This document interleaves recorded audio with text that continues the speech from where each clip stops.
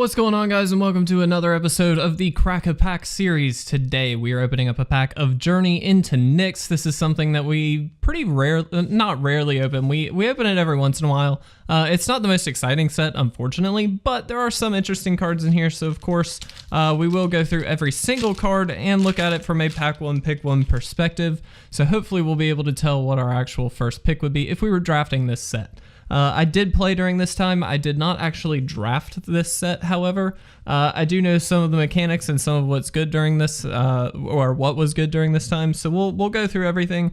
Our first card here is a Johnny's Presence. It's an instant for 1 white. It does have Strive, so it costs 2 and a white more to cast for each target beyond the first. So essentially this lets you cast this on one target or multiple if you pay that extra Strive cost. Any number of target creatures each get +1/+1 and gain indestructible until end of turn.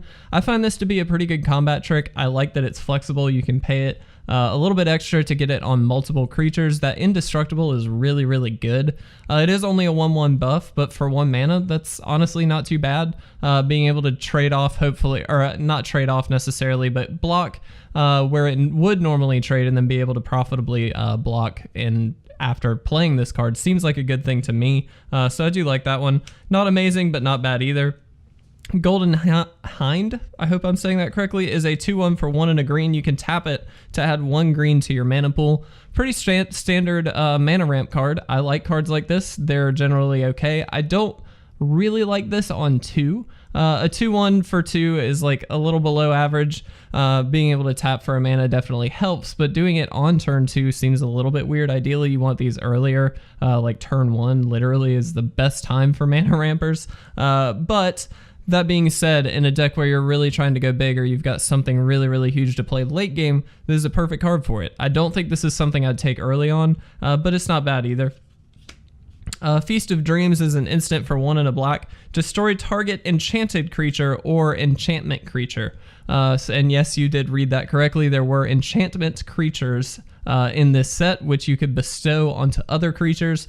Very, very interesting concept, and that does make this card a little bit better because it does hit quite a lot of things in this set. So not just enchanted creatures, but enchantment creatures means that it's actually going to be hitting a good bit. So I like this card the best so far.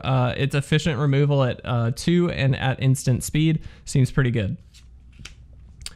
Cloaked Siren is a 3/2 for 3 and a blue. It has flash, so you can play it anytime you can play an instant, but it also has flying, so it's evasive. This actually, in my opinion, is better than any of the cards we have so far. This is just a really strong card. Being able to flash this out at any point means you can hopefully get like a favorable block out of it or something like that. Or if you need to, you can kind of trade up. But on top of that, you can leave open counters, things like that, and then be able, if you don't end up playing those, to just throw this in at the end of the turn or something like that.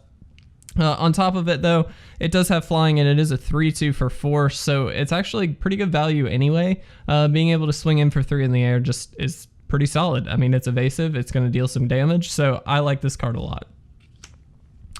Lightning Diadem, again, I apologize if I am mispronouncing, but it is an enchant creature for 5 and a red, very expensive. When it enters the battlefield, it deals 2 damage to target creature or player, and the enchanted creature gets +2/+2. So this is pretty expensive, but it is pretty powerful. Being able to nug somebody for either 2 damage to the face or 2 damage to a creature means you can kind of use this as a removal spell for something low to the ground, or you can use this to kind of add in some extra damage on the opponent. That is pretty good. The enchanted creature getting +2/+2, not bad. It's not super exciting, but it does kind of get around because it's dealing that 2 damage, that 2 for 1 issue that enchanted creatures usually come up with. I like this card. I feel like it's still a little bit high costed, so I feel like I would probably take the Siren over it so far.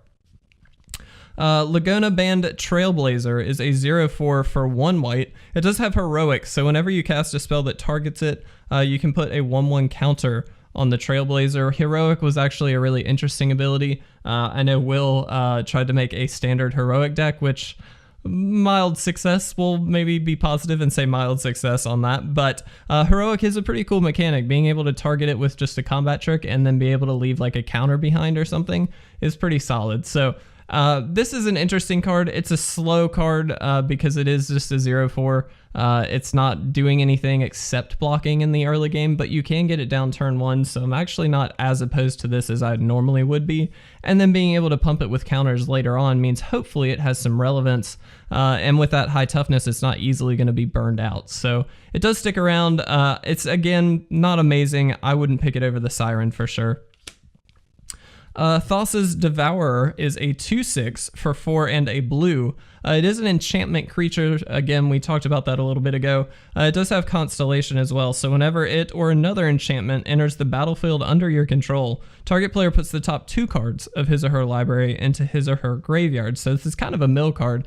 I don't really like this one, to be honest. It's a 2/6 for 5s, which is just super bad value. Yeah, it can block for days, but it's not actually getting you anywhere.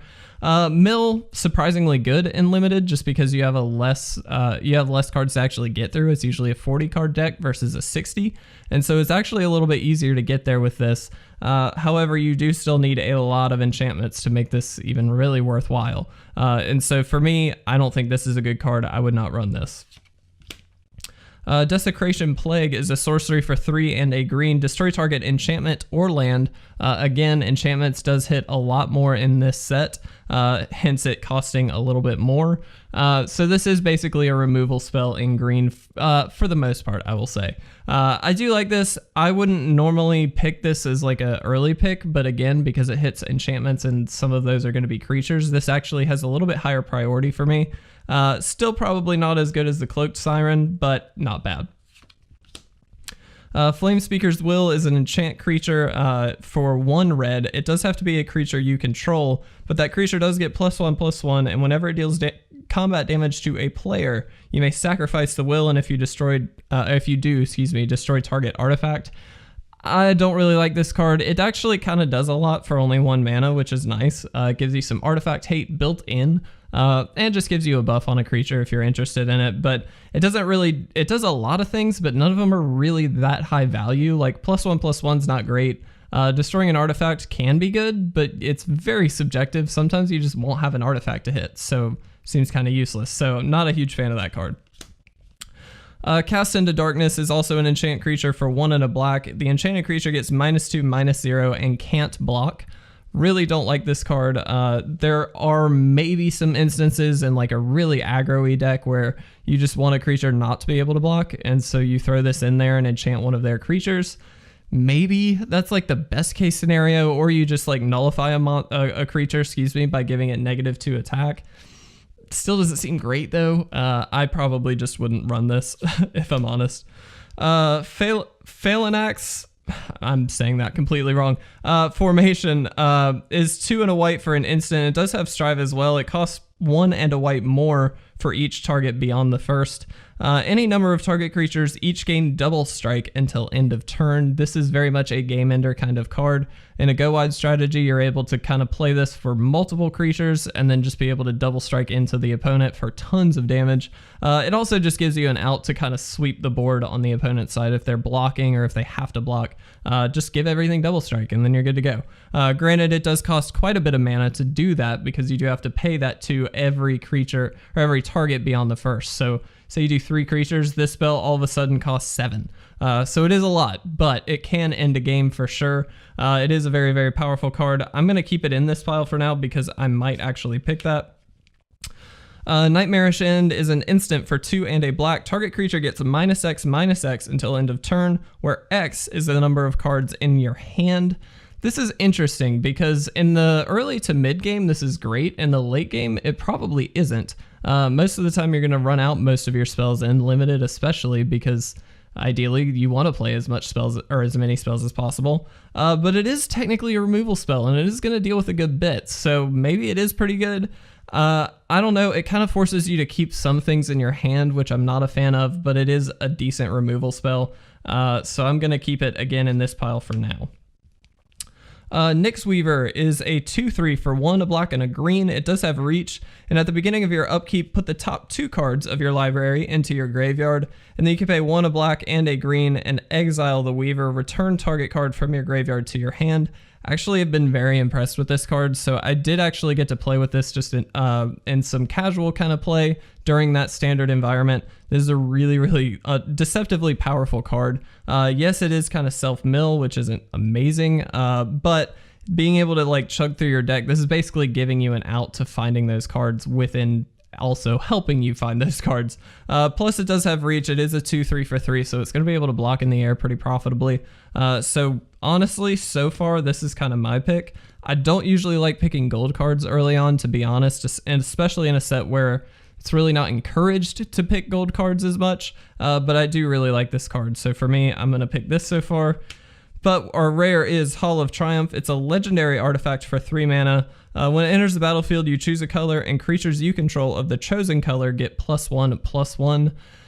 That's pretty tempting, if I'm gonna be honest. Again, this set wasn't really designed for going into tons of colors if you could help it. You really wanted to stick to maybe 1 or 2.